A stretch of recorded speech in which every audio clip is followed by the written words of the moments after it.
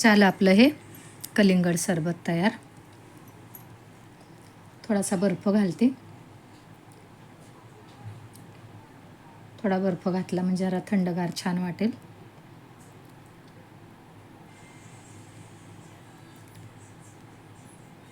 ढवळून घेते जरा.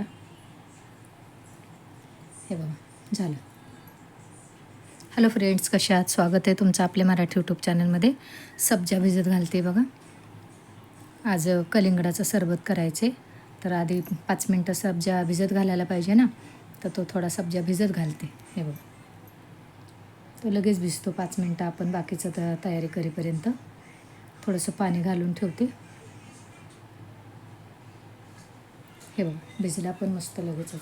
कलिंगड आणलं होतं बघा, पण ना इतकं खूप छान अगदी लाल नाही निघालं. किंचित जरा पांढरं वाटतंय, म्हणून म्हटलं चला तसंच खाण्यापेक्षा आज कलिंगडाचं सरबत बनवूया. कापून घेते.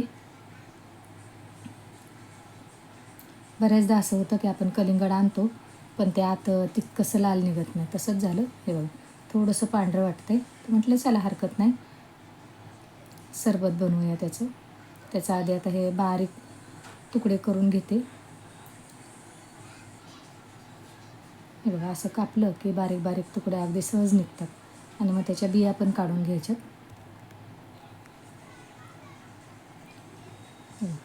असं अगदी सहज बारीक होतं. मग ते फोडी करून कापण्यापेक्षा असं कापायचं. ताटात काढून घेते फोडी. बी पण काढायचे. हे बघा किती छान बारीक असं कापलं जातं.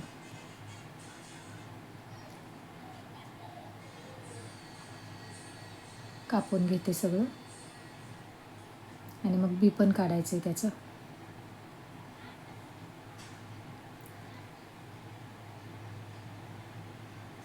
सहज निघतं असं.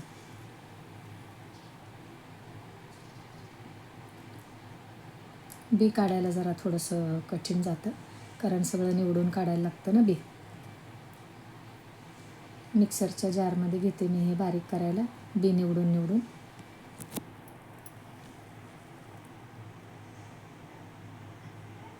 आणि थोडंसं कापलेल्या फोडी बाजूला काढून ठेवते.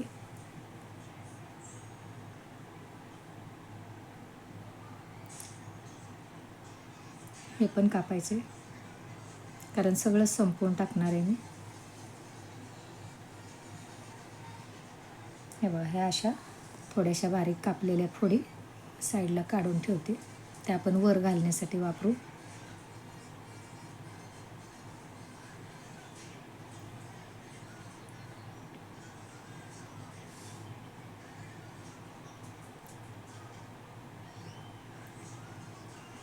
हे बघा ह्या इतक्या ठेवते बाजूला. आणि ते जो रस आहे तो पण त्यात घालणार आहे मी. मिक्सरच्या जारमध्ये अर्धी वाटी साखर घातली मी आणि हे बारीक करून घेते. हे बघा मस्त बारीक केलं. त्याला लगेच पाणी पण सुटलं आणि रस पण खूप निघाला होता ना, तो पण त्यात घातला मी कलिंगडाचा. त्या भांड्यामध्ये काढून घेते ते सगळं. हे बघा पाणी न घालता इतकं पातळ निघाले, कारण त्यात आधीचंच पाणी निघालं होतं. कलिंगडमध्ये खूप रस असतो ना. 1-2 बिया राहिल्यात त्या काढून घेतल्या, सुकून राहतातच. हे बघा हा सब्जा आता त्यात घालून घेते.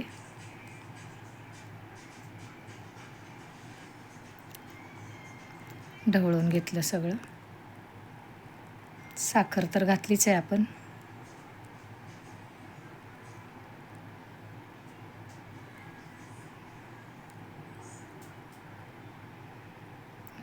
दूध घातलं आता मी.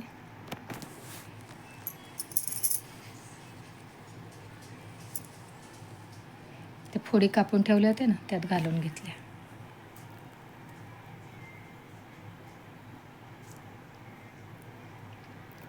मस्त असं उन्हाचं छान गारगार कलिंगडाचं सरबत चांगलं वाटतं.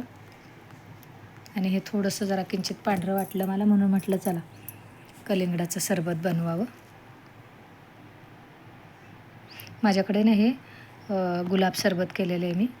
याची रेसिपी आहे चॅनलवर, हे मागच्या वर्षी केलेले, ते घालते थोडंसं.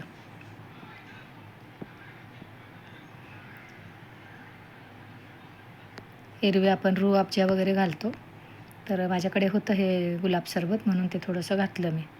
त्याने थोडासा अजून रंग पण चांगला आला आहे. हे बघा, ह्या ग्लासांमध्ये ओतून घेते. कसं वाटलं तुम्हाला हे आजचं कलिंगडाचं सरबत कमेंट करून सांगा.